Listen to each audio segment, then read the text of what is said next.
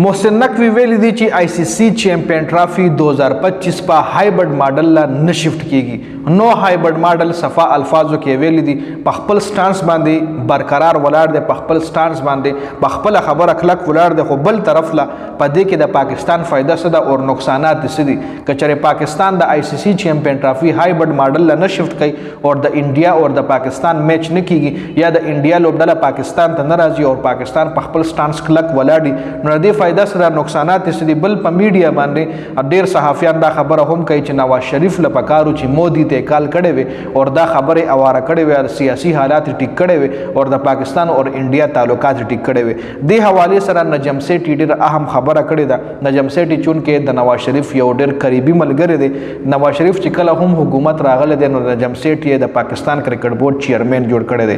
نو نجم سیټي د حواله سره سوي پاغي هم تفصیلا خبره کو پاکستان ته وسو نقصان وی چره پاکستان د چیمپئن ټرافي هایبرډ ماډل نه شفت کوي او په پاکستان کې د چیمپئن ټرافي شو د انډیا لوبډله پکې نه وي، نو نقصان به سي پاغه باندې هم په دې ویډیو کې خبره کو.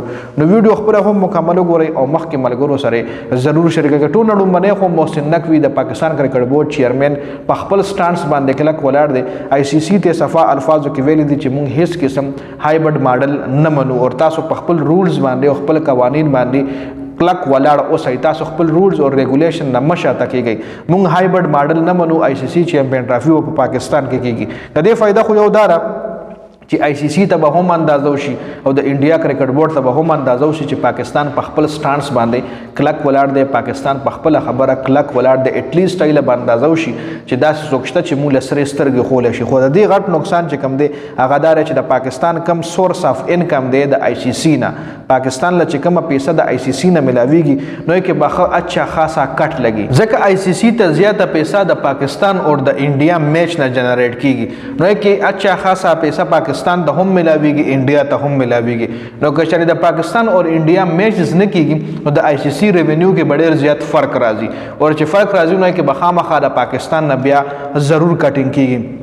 یو طرف ته خو د پی سی ایشو ده چې پی سی به د پاکستان کرکټ بورډ ته بیا کم ملاویږي که چېرې د پاکستان او انډیا میچ ختم شو. دې نه علاوه بیا پاکستان ته هم په خپل سټانس باندې مضبوط درېدل پکار دی او د پاکستان او د انډیا میچز بیخي ختمول پکار دي. صرف دا نه چې اوس پاکستان هایبرډ ماډل نه شفت کیږي، پاکستان عمر خپل ضد برقرار ونیسي چې نه آئی سی سی چیمپئن ټرافي په پاکستان کې کیږي او د انډیا ټیم که راځي او که نه راځي خو د چیمپئن ټرافي په پاکستان کې بالکل پکار هم دغه رنګ ده. خو بیا پاکستان ته دا هم پکار دي چې راتلونکي کم ټي20 ورلډ کپ 2026 اپ انډیا کې دی، نو بیا پاکستان ته دا هم پکار چې د انډیا ته د تلو نه انکار وکړي. 2023 او ډي آی ورلډ کپ په انډیا کې د پاکستان ټیم تلو او هغه ټایم کې د انډیا ټیم دا خبره کوله، بي سی سی دا خبره کوله چې موږ به چیمپئن ټرافي له درځو. اوس چیمپئن ټرافي نه انکار نه پس بیا پاکستان نه پکار چې ټي20 ورلډ کپ 2026 نه انکار وکړي او انډیا ته تلو نه اوس نه انکار وکړي چې تاسو نه راځئ موږ هم 2026 کې نه درځو. یو خدا خبره شو.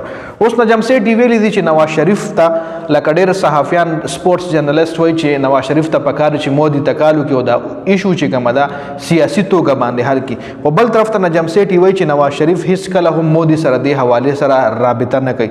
نواز شریف هیڅ کله هم دا نه غواړي چې دا مسله مطلب مودي سره رابطه وکړي او په دې مسله باندې خبرې وکړي. ولې نه غواړي په څه وجه نه کوي د دې خو کلیریفیکیشن نجم سیټي نه دی ظاهر کړی، خو نجم سیټي دا خبره کړې ده. په دې ویډیو کې دا تفصیلات خپل رائے کمنټ کړئ. ډېر زیات مننه. والسلام.